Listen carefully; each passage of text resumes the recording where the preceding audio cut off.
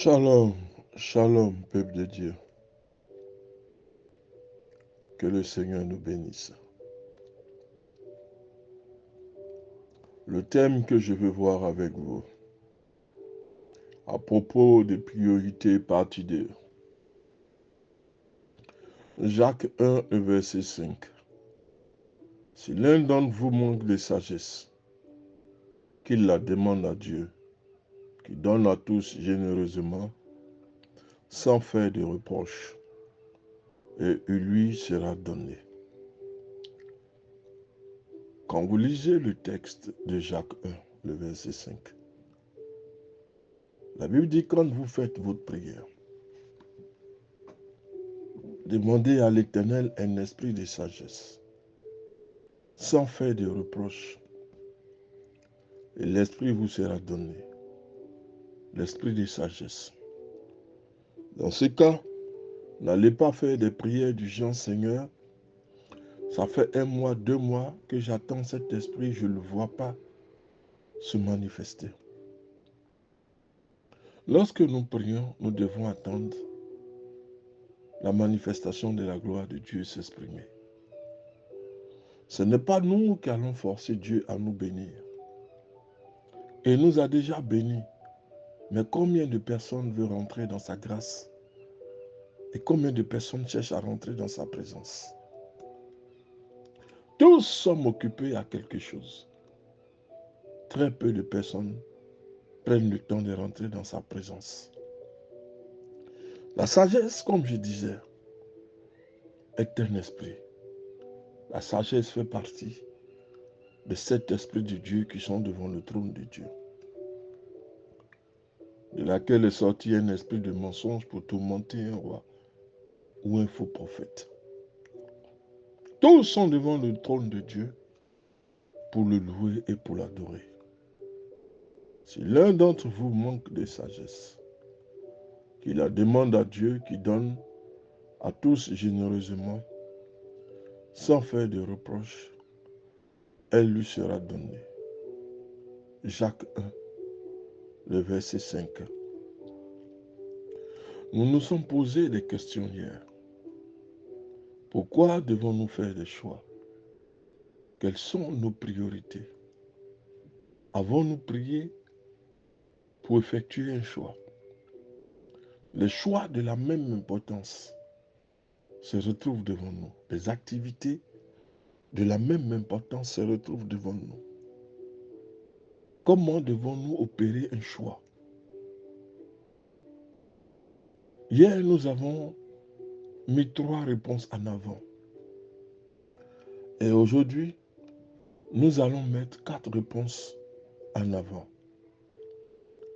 Nous allons voir encore d'autres questions que nous devrions nous poser à nous-mêmes avant de faire un choix. Parce que si nous faisons un choix d'un côté comme de l'autre, il y aura des conséquences à assumer. Premièrement, si je choisis, ou si nous choisissons de faire telle ou telle chose, est-ce que cela aura de l'importance, sachant que nous ne pouvons pas tout faire? Ce n'est pas parce que tu n'as pas prié pour tout le monde que tu seras disqualifié pour le royaume. Ce n'est pas parce que il y a plusieurs tâches dans la maison de Dieu, tu as opéré un choix pour un autre, que l'Éternel rayera ton nom sur la liste de ceux qui doivent hériter le royaume. Si nous choisissons de ne pas faire telle ou telle chose, est-ce que cela aura de l'importance? Sachant que nous ne pouvons pas tout faire. Jésus n'a pas guéri tous les gens qui étaient près de lui à un moment donné, mais certains. Il n'a pas guéri tout le monde. Il n'a pas ressuscité tout le monde. Certains ont bénéficié de la grâce. Par exemple, parmi une multitude de malades, d'aveugles, d'infirmes, d'estropiés, le Seigneur ne guérit qu'un seul, allongé près du bassin depuis 38 ans. Jacques 5, le verset 2 au verset 9. malade depuis 38 ans. Lorsque l'ange venait agiter le bassin d'eau, ceux qui sautaient au moment où l'ange remuait étaient totalement guéris. Mais il y avait une personne qui était là pendant 38 ans. La personne ne peut s'élever. Elle ne peut marcher. Elle est restée là pendant 38 ans. Mais il a fallu la rencontre avec le Messie pour que cette personne puisse s'élever. Laisse-moi te dire aussi que le mal qui te ronge n'attendra pas 38 ans. Les attaques qui font que tu faiblis n'attendront pas 38 ans. Non. Le Seigneur agira, il se manifestera. Il te guérira. Je veux parler ce soir à une personne qui souffre, qu'une personne qui est malade. Une personne qui crie à Dieu depuis longtemps. L'ange vient agiter le bassin d'eau. Mais il n'y a rien qui ne se passe. Parce qu'on ne peut pas soulever cette personne. Mais tu n'as pas eu besoin qu'on te soulève. Le Messie vient vers toi. Il n'a pas besoin d'agiter l'eau. L'eau était autrefois. Mais il est le Messie. Celui qui envoie sa parole pour te guérir automatiquement. La Bible nous dit qu'il envoya sa parole. Et sa parole les guérit. Tu n'as plus besoin d'attendre 38 ans. Tu n'as plus besoin de t'allonger ni d'attendre que l'ange vienne remuer. Mais le Seigneur veut te guérir. Quelle est la durée de ton mal? De quel mal s'agit-il? De quelle maladie l'Éternel est incapable de guérir? Prends ta natte, prends ton lit. Lève-toi parce qu'il te touche, il te visite. Il te guérit. Sa parole est vers toi afin de pouvoir te lever, te guérir. Le Seigneur ne guérit qu'un seul homme, celui qui a allongé près du bassin depuis 38 ans. À plusieurs occasions, la Bible nous demande que le Seigneur envoya les foules afin de s'isoler, soit avec ses disciples, soit tout seul pour communiquer avec son Père. Sa priorité alors était d'être au calme, loin des pressions des autres. Si nous faisons la même chose, ne nous sentons pas coupables, puisque nous imitons le Maître. Ce n'est pas parce que tu n'as pas prié pour un tel autre qu'un malheur est arrivé,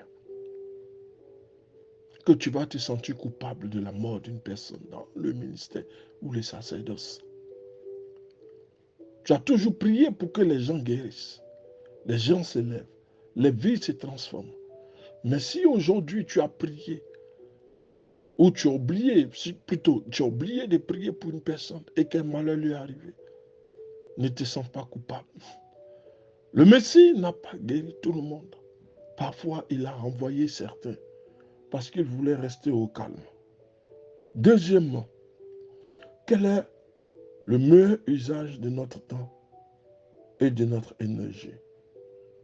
Nous ne sommes que des humains. Et nos ressources ne sont pas illimitées. Vous ne pourrez jamais aider tout le monde jusqu'à la fin de vos vies. Certains vous critiqueront même de les avoir abandonnés, de ne pas vouloir les aider. Mais nos ressources ne sont pas illimitées. Quel est alors le meilleur usage de mon temps, de mon énergie? Nous ne sommes qu'humains et nos ressources ne sont pas illimitées.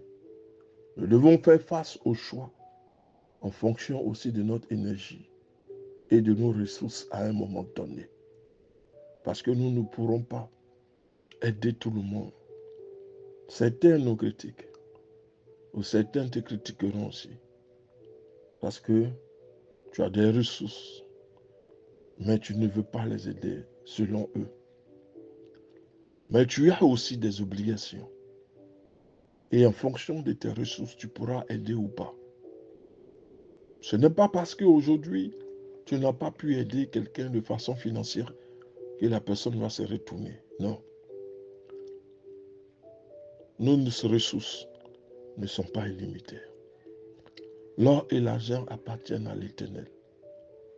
Nous, nous faisons ce que nous pouvons en fonction de nos ressources. Mais là où les ressources sont illimitées, c'est vers Yoshua le Messie. Il faut se tourner. C'est lui qui est capable de nous aider. Nos ressources seront insuffisantes à un moment donné.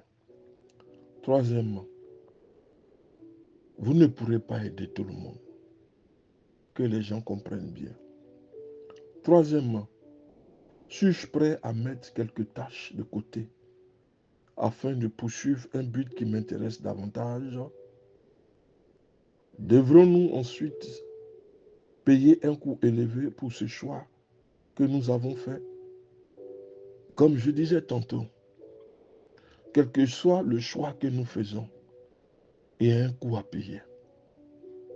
Il y a un coût à payer. Quel que soit le choix que nous faisons, il y a un coût à payer. Devrons-nous ensuite payer le coût élevé pour ce choix que nous avons fait? Nous avons tous des préférences. Et certaines tâches étant plus excitantes que d'autres. Alors réfléchissons avant de faire le moindre choix, à ce qu'il ne nous coûtera pas davantage. Nous assumerons, nous ferons des choix, mais nous devons voir le coût que cela doit entraîner. Faisons en sorte de minimiser le coût par rapport au choix. C'est pourquoi il est préférable parfois de prier par rapport à nos choix avant d'opérer un choix. La vie est faite de beaucoup de routines concernant notre famille, nos emplois, nos rôles dans l'église. Si nous choisissons l'aventure, cela peut s'avérer amusant, c'est vrai. Ça peut faire battre nos cœurs, c'est vrai. Mais cela à un certain temps. Mais ensuite, est-ce que nous allons regretter notre choix? Quatrièmement, avons-nous prié pour être remplis de sagesse? Jacques écrit ceci. Si l'un d'entre vous manque de sagesse, qu'il la demande à Dieu, qui donne à tous généreusement, elle lui sera donnée. Et Paul écrit, rachetons le temps, car les jours sont mauvais. Éphésiens 5, le verset 16. Les jours ne sont pas meilleurs qu'aujourd'hui. Nous devons prier d'être remplis d'un esprit de sagesse. C'est un choix. Et comme nous disons, dans tout ce que nous faisons, il y a plusieurs choix, plusieurs options qui se présentent à nous. Mais nous devons prier afin de faire un choix, d'opérer un choix. C'est ce que Jacques nous dit. Avons-nous prié pour recevoir l'esprit de sagesse? Mais nous devons faire notre demande avec humilité, sans reproche. Seigneur, depuis des années, je prie, mais je ne goûte pas à cet esprit. Non. Dieu veut toujours nous bénir. Mais attention, il y a un choix qui se pose devant nous. Et à chaque choix, ses conséquences, nous devons assumer. Que Dieu nous bénisse. Le pasteur Samuel.